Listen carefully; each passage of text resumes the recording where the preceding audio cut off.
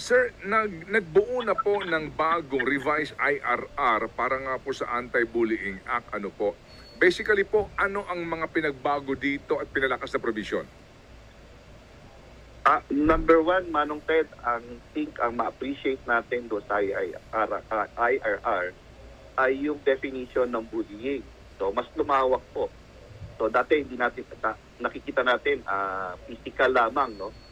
Pero dito po sa IRR, hindi lang po yung physical, meron pong verbal bullying, meron pong social bullying, meron pong cyber bullying.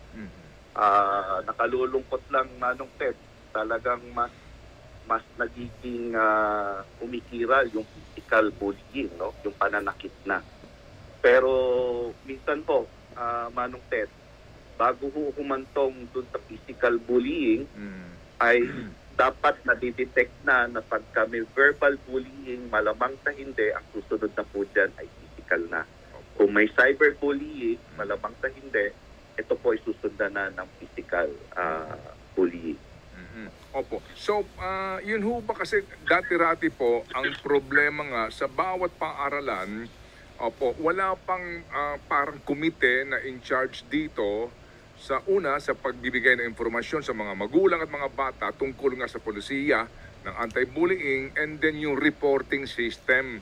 Meron ho bang provision sa revised IRR para po maging proactive itong mga komite sa bawat paaralan po, ASEC?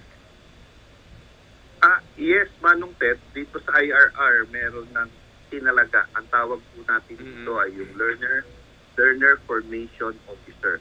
Okay. So, sa eskwelahan po, maaaring mag-designate ang ating pong school head sino po ito magiging Learner Formation Officer. Ideally, Manong Ted, guidance counselor po sana ito.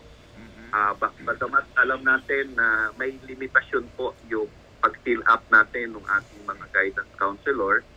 So, kasi kaya nga po sa ngayon yata, mga nasa 5,000 pa yung hindi natin na-fill upan. Kasi ang kailangan po, lisensyado sa kami masteral. So, ginawa po ng DepEd ay biniyak po natin yung guidance counselor item at sa halip na mas mataas at sa gano'n, mas madali po pa kapag-hire, magiging ang tawag na lang po natin dyan ay mga guidance counselor associate. So sila po yung maaaring maging learner formation officer, Manong Ted.